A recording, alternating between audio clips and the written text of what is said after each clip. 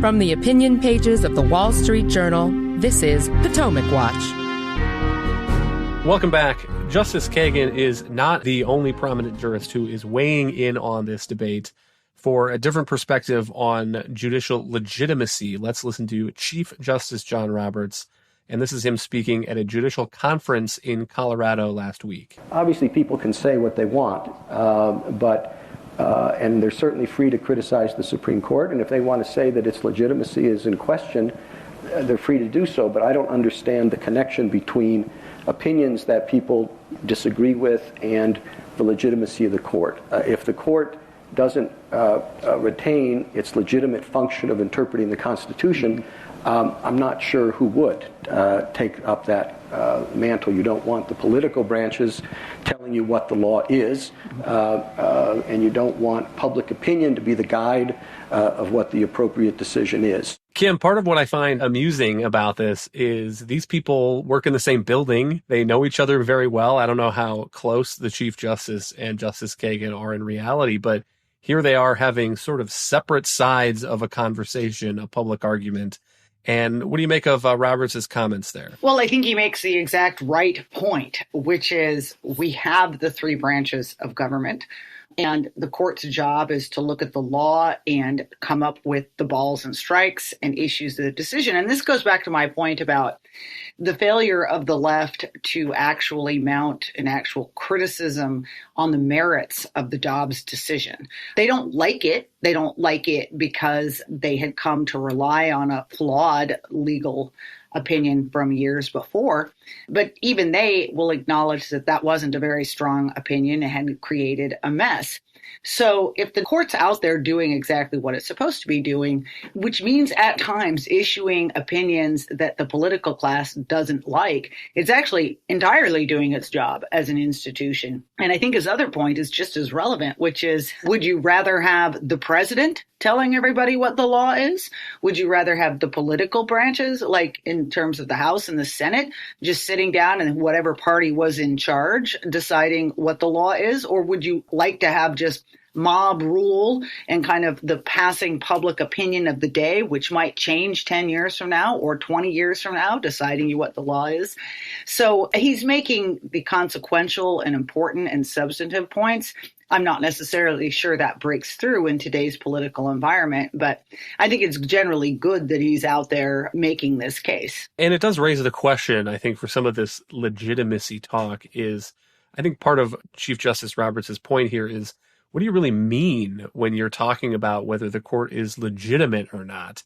And he might as well have pulled out his pocket constitution and pointed to Article 3, the judicial power of the United States shall be vested in one Supreme Court and in such inferior courts as the Congress may from time to time ordain and establish. And he might as well point to that clause and say, look, the Constitution creates a Supreme Court. This is the Supreme Court. We're on the Supreme Court. And you may or may not agree with some of the decisions that we make, but it's the legitimate Supreme Court. And to the point that Kim was ruminating on there also, if it's not the Supreme Court's legitimate job to say what the law is, to say what the Constitution means, to strike down laws that are in conflict with the Constitution, if that's not quote unquote legitimate, then whose job is that? I mean, I don't quite understand what the legitimacy critics are really even driving at this point, Alicia. Right. I mean, there's a reason why our founders gave the judges a lifetime tenure and intended them to be completely independent of the political branches. The president appoints them, and with this 2/3 vote of the Senate, they are confirmed, but the president and neither Congress can remove them. The justices can be impeached. And in early days of the Republic, there were attempts to impeach, I think, Samuel Chase. But the judges under our Constitution are intended to be independent, and our political system is structured in that way to respect the separation of power, so that we don't get these huge vacillations in the court's interpretation of the Constitution. And I don't really think we are getting them. I think that a lot of the decisions that are coming out of the Roberts courts are really incremental and building on previous decisions. In some cases, yes, just go back to that point. You know, the Janus case, they decided a few years ago that struck down union dues, a requirement that public employees pay these fair share fees to support the unions under the First Amendment. That was struck down, but there were two previous decisions going back to almost 2 decades that really kind of set the grounds for this. Perhaps you can argue that the Dobbs decision just did come out of the blue in terms of there really wasn't, as recently as a few years ago, the court had been striking down state restrictions on abortion, including requirements that providers be part of or have licensing privileges under this undue burden standard. But there really haven't been as many huge shifts in judicial interpretation of the law as the left portrays, and certainly a lot less so than you see in some other countries, Poland, for example, where you have the decisions that are much more political, much more patently partisan, and where you actually can have justices at the top court actually be fired by the leading or the controlling political party.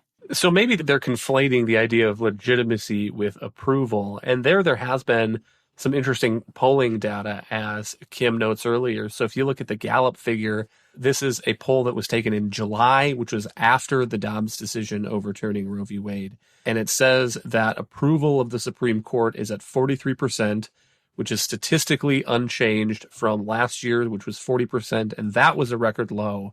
But then it also says that the real movement here is among partisans. So Republican approval of the Supreme Court is up 29 points, and it is now at 72%. Among Democrats, it's down 23 points, and it's down to 13%. But I would compare those, for example, Kim, to President Joe Biden's approval ratings by party. And obviously, we have an explicitly partisan presidential election, not explicitly partisan judicial appointments. But Democrats, 81% approve of Joe Biden's performance and 4% of Republicans. And overall, it's 40%. But I don't think that makes an argument that President Biden is not the legitimate president. And so, Kim, to my mind, the real problem here is that the Democratic Party, Joe Biden, has run a political campaign against the Supreme Court. And I think that's what's driving these more than, or at least conjoined with the court's recent jurisprudence. Well, let's just step back here a little bit. Why really overall are Democrats pushing this argument? Okay, you can say on the top level it's because they're angry about the decisions that the Supreme Court has put out. But let's give them more credit, okay? They're very canny. They know what they're doing. All of this is taking place in the context of Democrats, because they're unhappy about the court's decision and the current majority of the court, they want to change the court. This has become the new ambition over the last few years. They're arguing that if they can just get rid of the filibuster in the Senate, then they'll do something to either expand the size of the court, stock it with all kinds of new justices that hold their views, or impose some sort of term limits to try to hurry up the day in which some of these justices in this conservative majority are forced from the court. They've had all kinds of plans. Now, if that's your plan, you can't just nakedly come out and say, we want to do this because we want a court that rules for us all the time, that we are engaging in politics over the court. Instead, you have to suggest that there's something fundamentally flawed or wrong about the existing court. And that's where you get the words illegitimate and the attempts to delegitimize the court. And you've seen it in all kinds of forms and fashions. It's not just complaints that somehow this majority is ignoring the law, but you have guys like Senator Sheldon Whitehouse out there suggesting that they're responding to dark money or corporations. There's all kinds of sinister claims, none of which are factual, none of which are true. But this is all part of a grander political project that is all aimed at the very brass-knuckle Democratic attempt to somehow take over and take hostage the court and stock it with their own guys so that they can get their way. Thank you, Kim and Alicia. Thank you all for listening. You can email us at pwpodcast@wsj.com. If you like the show, please hit that subscribe button, and we'll be back next week with another edition of Potomac Watch.